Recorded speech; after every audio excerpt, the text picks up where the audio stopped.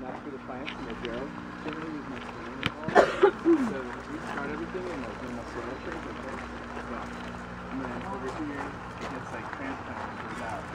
So this is something like this. We just use gravel. Look at that. And the roots just hang in the rock. So if you look in here. Oh my goodness. So it's about 8 inches of water down there. And this is lettuce? Yep. So beautiful. Most of this system right now is set up for lettuce. We do grow a couple other things, but usually in the winter we do lettuce because it's like the best, most profitable thing for us. This summer we kind of diversify a bit because a lot of the specialty stuff we grow in the winter we can't do in the summer. So right now it's, I would say only about half planted out, but what we'll do is go back and forth from like winter to summer. We're just about to switch programs. So we're going to move more into like our summer stuff, which is going to be like kale, arugula. We do like a little bit of watercress, stuff like that. But right now, these systems are both split, so there's a fish tank over there and a fish tank over here. And I'll show you guys like what hydroponics they do is they add nutrients to the water. So aquaponics, you have fish. And essentially us feeding them when they poop, it makes fertilizer. And that's what fertilizer is.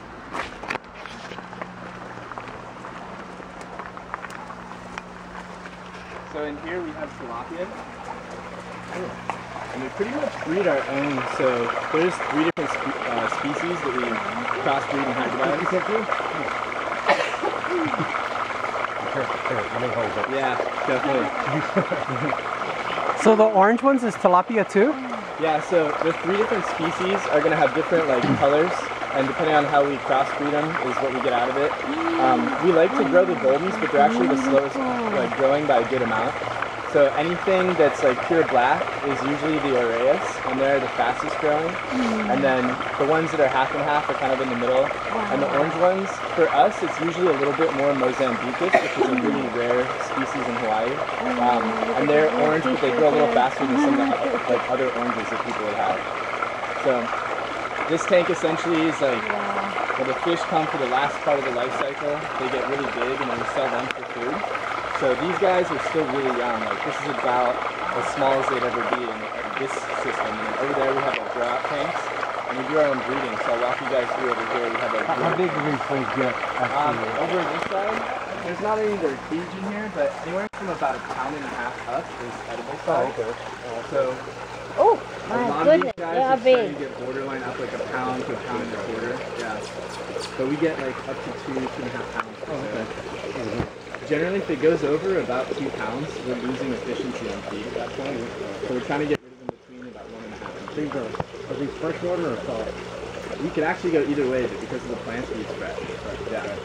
But they'll grow in full salt, brackish, and fresh. You could actually take these, put them in the ocean for a day, take them, stick them back in here. And it's not gonna hurt. Yeah. Do they taste different from the ocean to the freshwater? That's a good question. I don't know, because these are commercially farmed. They're always done with plants and fresh water. So I don't know any level, like any person on the island who's doing them in brackish or saltwater for eating. But generally, like these 3 species that we have are found all over Hawaii for aquaponics because they brought them in originally, they bred them for Hawaii, and they're all pretty much from the same like group at University of Hawaii. They're the aquaponics research group. Wow. But yeah, right now these tanks are really, really low. So generally there's like 3 or 4 times as many fish in there. But they've been selling a ton lately, so we've been getting rid of them. So then over here, this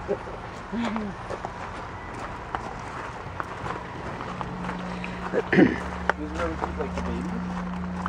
So look at the baby. we have like breeding tanks down here, and tilapia are mouth brooders. So they actually like lay their eggs and then suck them up in their mouth. Look And then when the at eggs the hatch, baby. we can see like in the mother's mouth when they have eggs that hatch. And we literally like pick up the mom, hold her over a bucket, she spits all the babies out. And we stick them in here. And then sometimes they'll spit them out naturally, and we'll just go catch them in the tank with a net. But we'll grow out our different batches in these little like, we call them hoppos, like little nets. And that way we can kind of keep each age group with each other. And from fry up to about that point, it's pretty standard to do like maybe 30 to 50% loss. But that's good because you want to get rid of the ones that don't grow quickly or, you know. How from basically birth to maturity, how long does that take? To get up to about 1.5 pounds, it's interesting because like we basically feed them based on the needs of this system, right, for the plants. So if we fed them as quickly as we could to grow them out, the blacks would probably take about 14 to 16 months. And then the stuff that's more orange, maybe anywhere from like, I would say 14 to like 18 months. Generally a good amount longer. But it all comes back to how much you feed them. And since we're not max feeding all the time, a lot of it just comes back to like where we're at with all this. So right now, we're just about to plant a whole bunch more stuff in here, but we're feeding kind of light because there's not a lot in the system. And then in the next 2 weeks, we're going to plant everything out. And most of what you see here is going to get harvested out and we'll back plant again. And from there, we're going to up the feed by like 30%. And that's just, we have like a probe that goes in the water and it tells us how much nutrients is in there. And we're using that as a calculation for like how many plants are in here, how much we need to feed. So as we see that number come down as we plant more, we just start to up feed to adjust for it. But these guys, generally, like when they're small like this, it takes them a while to get to about maybe an inch, inch and a half. But once they do, they start to grow really fast. And that's like the next batch. Not too sure if there's a whole bunch of they're sizes. getting there, they're getting big. Yeah. So once they get like that, they start to grow really quick and they eat a ton. Once they're about this size, they just eat 4 or 5 times a day. So we can feed them as much as we want, and we basically just try to keep up with the pace of whatever we're doing at that time. Happy back,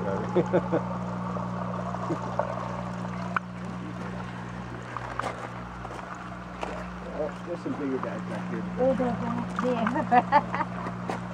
All the Look at tanks them. get different like attitudes, so it's interesting because some of them are afraid of people, some of them like people. Come on.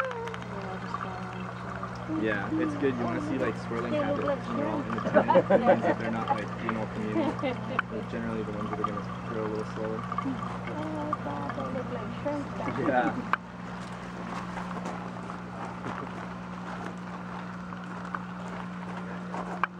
So all the babies come out of these 4 tanks. These are all the breeding tanks. I think Mark is cleaning some of them out, but in here it's hard to tell because these are the Aureus, the black ones. But yeah, you can see like we put in cinder blocks and you can actually start to tell like generally it's 1 or 2 males for 5 or 6 females. You can tell where they are in the breeding process just by how they act and how they eat. So for us, like we can just come in here and take a look, give them a little bit of food, and from there we know like, are they in the process of spawning? Did they already spawn? Are they about to start mouth brooding? You'll see the males like make little like mating areas. They like brush out areas on the bottom of their tail and they get really defensive. And then actually it switches once the females have eggs. They actually start to defend territory, but generally they want to be inside, so they go in these blocks and just hang out. So once we see the right behaviors, generally we'll kind of pick a date and go in, and we'll catch all the females that we think have eggs or babies, and just get them to spit them out, and then go transfer them to the other system.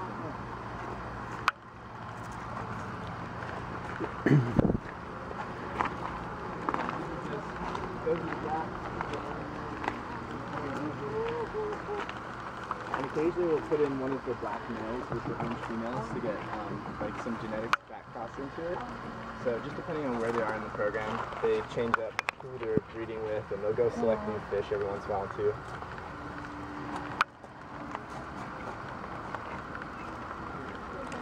Wow, I would have thought that was a carp or something. The orange. Yeah, the variability in color is pretty large, but at the same time, it's interesting to see like almost all the species, if you breed them enough, you can find like these colors in them.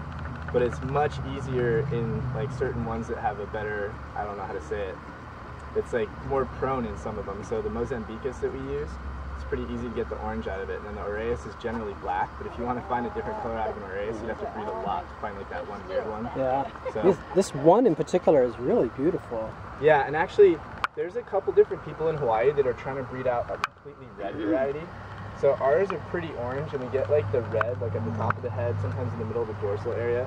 But there's a few people I've seen that have like deep red varieties. The problem is it's actually getting inbred so much that it's hard to hold those lines over time. So they start to have problems with like other factors coming in where like we work a lot on the size of the head to the size of the body, because actually most people are selling these fish live.